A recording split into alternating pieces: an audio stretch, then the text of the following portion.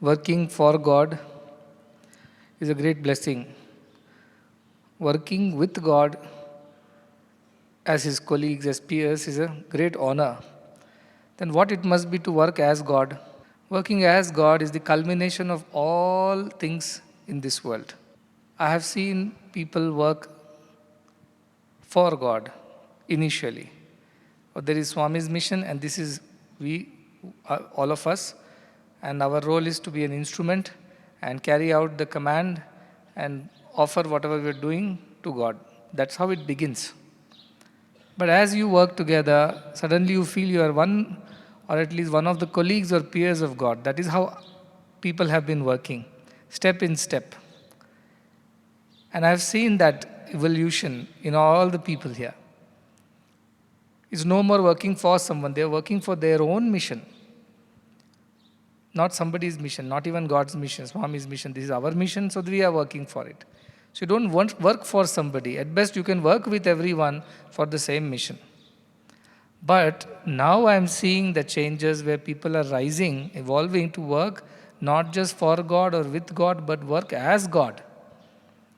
The love, the selflessness, the compassion, the warmth, the kindness, the dedication, the commitment, the discipline. And in all these, the divine love, which permeates all these qualities. The one who works like this, he works as God, not work for God or with God. He works as God. Anybody who expresses this divine love, unsullied, pure, not contaminated by doership and enjoyerships, such a person is working as God. He is a working God. And that is the beauty of all these people in this institution who are expressing that divine love through their hearts. They do not think of themselves as mere instruments, not even colleagues. They must think themselves as the very expression of the same divinity which exists in all. Like all these bulbs have been powered by the same electricity. Some are of higher wattage, some are of lower wattage, and accordingly the intensity of light that we receive is different. Some are more powerful, more intense expressions of divinity. Some are still mild and in the evolution. But all of them are powered, energized, animated by the same divinity and not some other power. Prano hi esha sarvabhutair vibhati. One prana, one energy, one consciousness illumines everything. That is the truth. So whether you call by this name or that name, the truth of all truths is the same divinity, is the same love.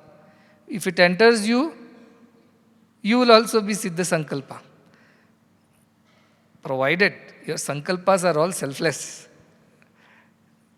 Somebody asked long time back, we make all prayers to you. Do you answer all the prayers? I answer selfless prayers faster. I prioritize them over selfish prayers. So, anybody who makes a selfless prayer, it is bound to happen. How can it not be? I may say in Bharat Bhumi it is even more possible because there are so many selfless people here, so many good people, and for times immemorial, this land has been blessed with such selfless people. Therefore, it is more powerful. What is a holy land after all? Every land is a land. Why it becomes holy? Because the presence of holy people, because of the holy happenings. That's why that land becomes a holy land and other lands remain just lands. In this place where so many good people are living together, they are working for the same cause of selfless love and service.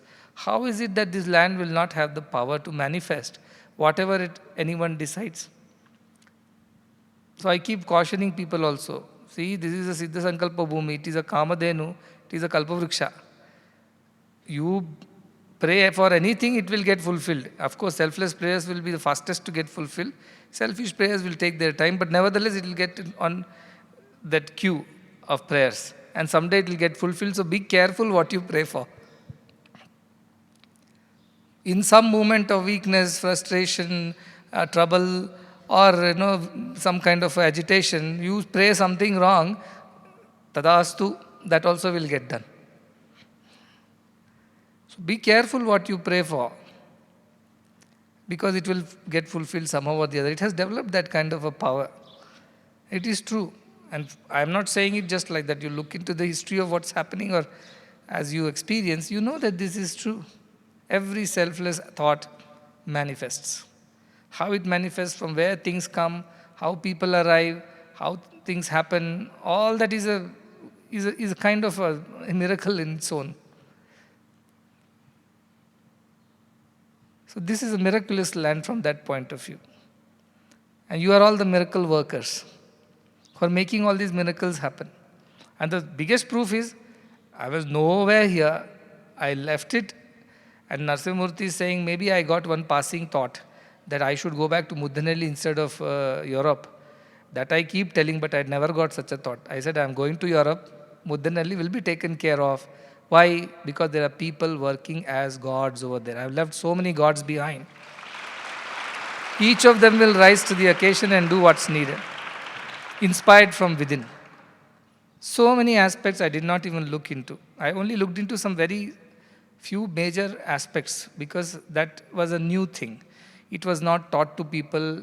They had not experienced doing this before. So those aspects needed some bit of guidance. But otherwise, everything was taken care of by the people over here, with minimum guidance or any interference. And such a dynamic schedule which kept changing every other day.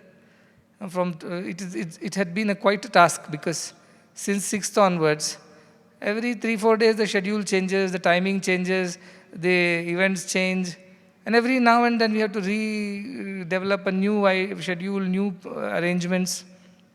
It was so dynamic. Not one person said, we are fed up with this, we are not going to do it. Everybody knows whatever it takes. Everybody was so flexible, so adaptable. No rigidity. All this is divine qualities. I say a divine person is like water, fits in everywhere. You put him in the pot, he will take the shape of the pot and stay peacefully. Put him on a plate, he will take the shape of the plate and stay peacefully.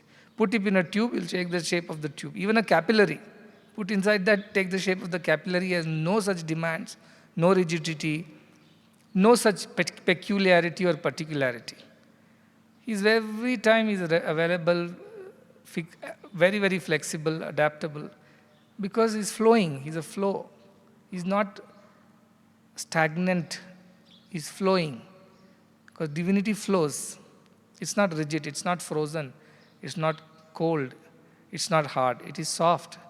It melts, it flows. And therefore, all those who were going with the flow, they found no problem at all. Anybody who was particular about anything, they had to struggle. But how divinity works, I'll give you one small example.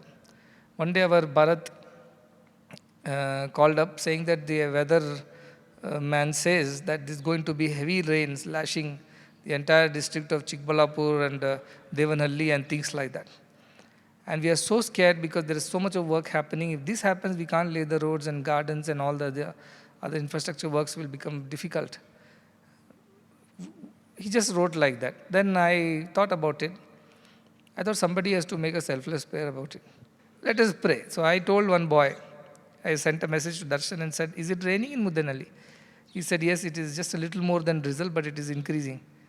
I said, you just pray selflessly that till the inauguration is over, at least it should not rain here in Mudhanalli.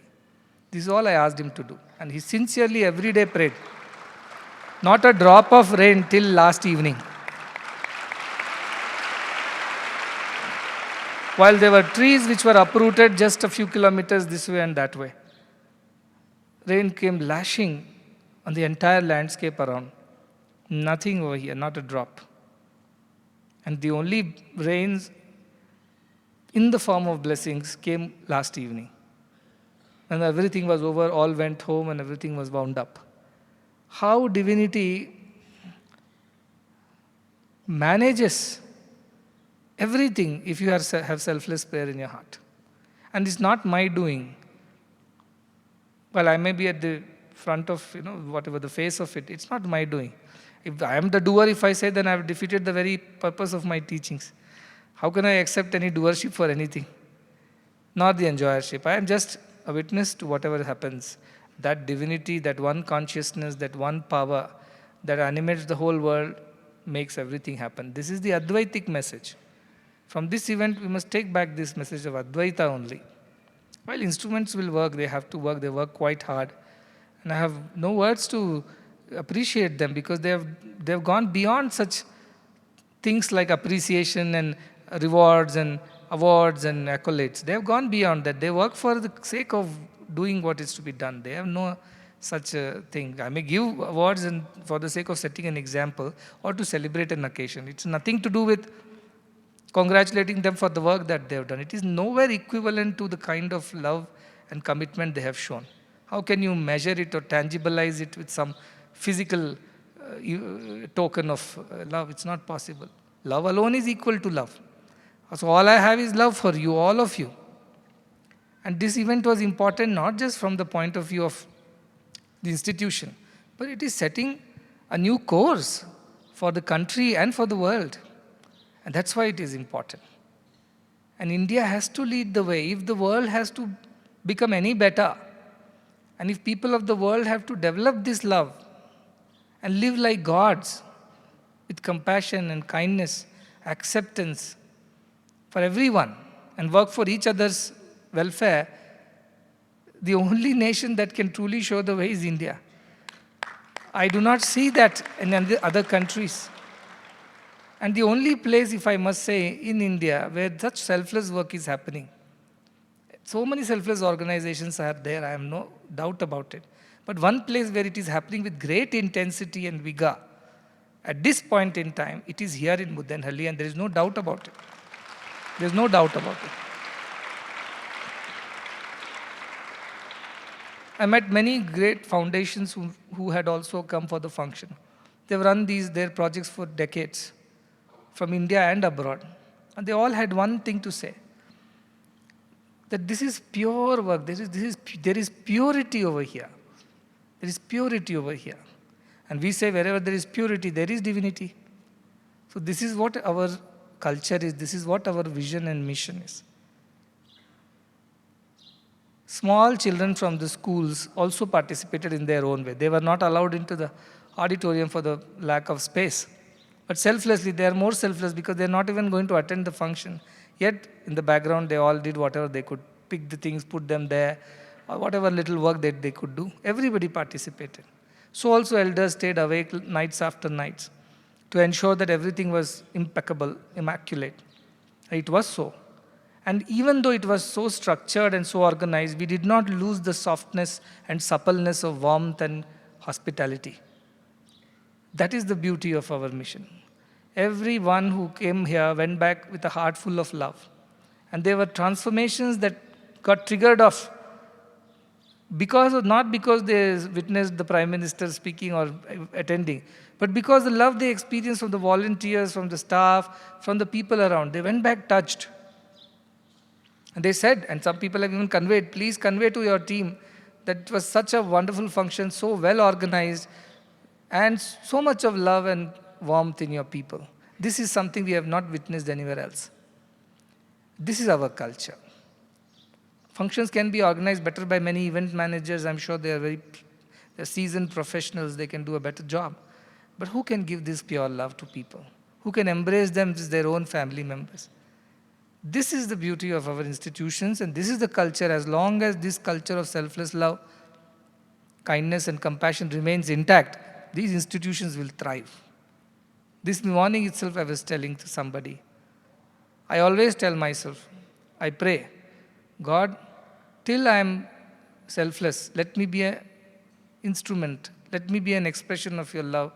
Till I am capable of doing that, let me be here doing what needs to be done. And the day you find me lacking in my ability to allow you to express yourself, let that be the last day of mine. This is what I was telling somebody. This is how I think and live. The day a selfish thought creeps in, let that be the last day of my presence here. And that is how I live. Every moment I check. Every day, every night I check whether I have kept that feeling of selflessness intact, or is it, under pressures of so many types, is it cracking up? That is what every one of us have to check. Because that is our strength. Our strength is not our connections and network and resources and worldwide presence and intelligence and abilities, these are all secondary. You can put the bulb of whatever wattage and connect all the wires and switches and electrical conduits. If there is no power, if there is no electricity, the bulb is not going to glow. The same thing is what I'm talking about. Till this selfless love flows through all of us, this mission will illumine the whole world. And the responsibility of it is on everyone's shoulder to remain selfless. Selflessness is our strength. So I have seen that happen. I've seen as there are, in such a huge function, small ups and downs and tiffs and trials will be there. But everybody has overcome that with greater love. All their differences melted away because they were working for a greater cause. And that is divinity. That is what is lacking in the world. Nothing is lacking. There is so much money, wealth in the world. The world has never been richer than what it is today. But there is no selflessness. That is why people are still hungry, people are still suffering, people are still cold, people are still homeless and uneducated, sick, and name it. It's only selflessness which is lacking. Put that one thing back into this world, it will become heaven. That's what we are trying to tell people. Develop this faith in that higher divinity, be fearless, be selfless. Because that is what will change the world. Nothing else will change the world. No politics, no policies, no nothing except selfless love. There is no other cure for this malady of worldly problems. That is what I am trying to preach and teach and practice. And I am seeing that happen in all of you. And that makes me so happy. Silently, without any craving for name or recognition, silently in some corner, everybody is doing their jobs.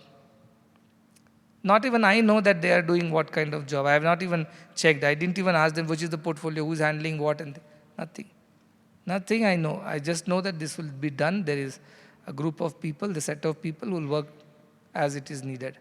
And so I could still spend time with devotees in Europe, go to the, top of the Europe in Switzerland, in a cable car with all the students and devotees.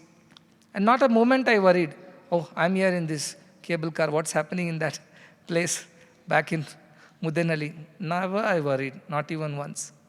Not even once. Because I knew they have all been divinized. And this divinity will take care of everything. But I have been witness of transformation. And my mission is only transformation. These hospitals, schools, colleges are all secondary to me. My mission is human transformation, transformation of man into divine. Divinization of humanity is our mission. And divinization happens through selflessness only. There is no other method of divinizing people. There could be other methods, but they are all temporary and could be reversible. Some yoga, some meditation for today, little japa. All these are temporary solutions. They may not last long. You have to keep doing over and over again to ensure that once you become selfless, you have transformed. You can never be, it is an irreversible process. You can't come back and become human again. It will not allow you. Your nature has changed. This is what is happening over here. Having said that, the medical college definitely is a path-breaking venture.